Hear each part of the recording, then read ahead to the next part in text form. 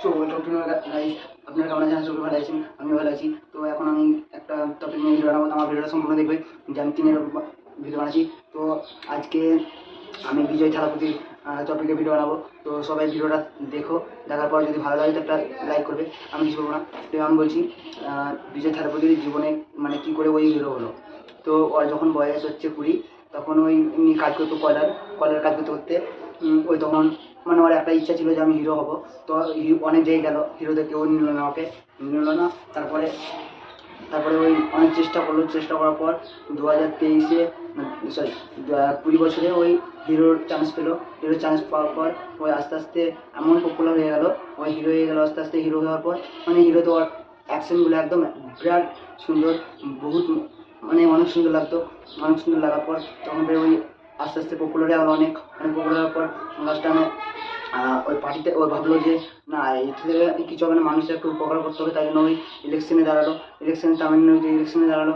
এখন বর্তমানে তামিলনাড়ুতে রাজ করছে বিজয় থালাপতি। তো এবার বলো যে কত পেয়েছে। ওই এখন রাজ করছে, বিজয় থালাপতি রাজ করছে এখন তামিলনাড়ুতে। তো পশ্চিমবঙ্গে যদি এরকম একটা পেয়ে নিই আমরা নেতা, তো আমরা গর্বে বুক ভরে যাবে। তো এরকম আমরা পাচ্ছি না। কেন পাচ্ছি না? আমাদের 15 বছর ছিল মমতা, মমতা তো কিছু করে গেল না। এবার শুভেন্দু অধিকারী এলো, এবার শুভেন্দু অধিকারও আমরা তো চুষে চুষে খাচ্ছে। আমরা কী করবো এবার? সব দিকে চুষে চুষে খাচ্ছে, কিছু করার নাই।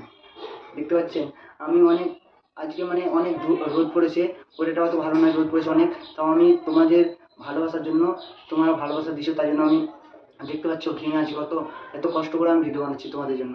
তো তোমরা যদি একটু সাপোর্ট করো, তবে আমিও আরও ভিডিও বানার সহযোগিতা পাবো, আমার ভিডিও বানাতে আরও আগ্রহ হবে। একটা লাইক, একটা সাবস্ক্রাইব করো। দেখো আমি অনেক কষ্ট করে তোমাদের জন্য ভিডিও বানাচ্ছি। তো তোমরা যদি একটু সাপোর্ট করে দাও, তো কোনো মানে আমি আরও উঠতে পারবো।